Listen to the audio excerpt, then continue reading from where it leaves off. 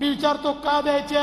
म्हणतात आमच्या घरी बिमारी होती, पैसा नव्हता, आम्हाला वाटायचं आता बिमारीने मरावं लागेल, कोण पैसा खर्च करेल?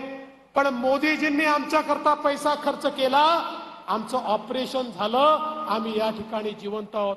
कोणाचं डोळ्याचं ऑपरेशन झालं, कोणाचं खुब्याचं ऑपरेशन झालं, कोणाचं गुडघ्याचं ऑपरेशन झालं, कोणाचं हायड्रोसिलचं ऑपरेशन झालं, कोणाचं हार्टचं ऑपरेशन झालं, कोणाचं किडनीचं ऑपरेशन झालं.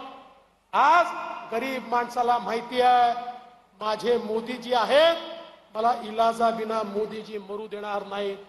आज आपण बघा, जो आमचा फुटपाथ दुकानदार आहे, जो आमचा गरीब आहे, पान ठेलेवाला आहे, हात ठेलेवाला आहे, अशा लोकांना मोदीजींनी कोविड नंतर आपल्या पायावर उभं केलं आणि स्वनिधीच्या माध्यमातून त्यांना देखील पैसा दिला.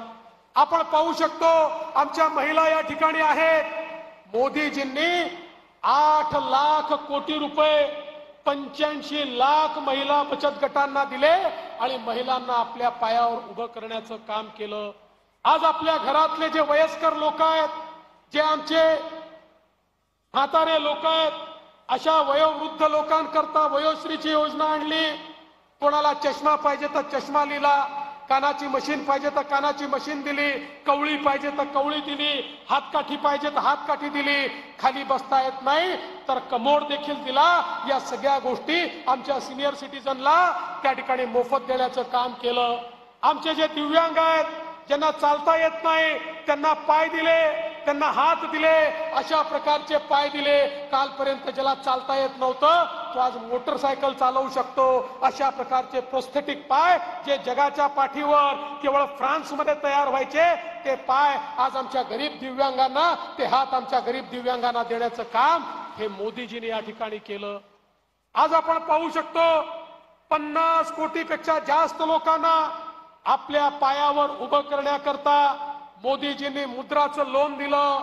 मुद्रा लोन देत असताना पूर्वी एखादा व्यक्ती बँकेत गेला तर बँक म्हणायचं तुमच्याकडे तारण ठेवायला काही प्रॉपर्टी आहे का, तुमचा नातेवाईक सरकारी नोकर आहे का, तो सरकारी नोकर असेल तर त्याची गॅरंटी लिहून द्या, मग तुम्हाला आम्ही या ठिकाणी लोन देऊ. मोदीजींनी सांगितलं गॅरंटी मी घेतो, यांना लोन द्या. 50 कोटीपेक्षा जास्त लोकांना लोन मिळालं.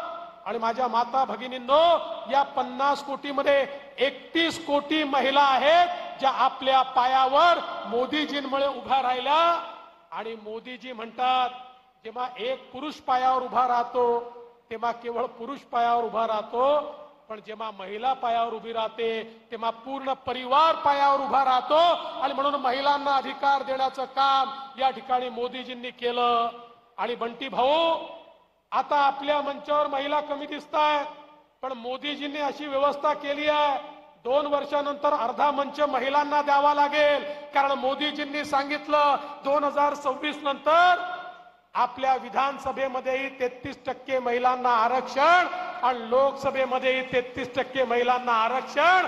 महिलांना आरक्षण देऊन विधानसभा आणि लोकसभेमध्ये पाठवणारे नेते आमचे मोदीजी आहेत.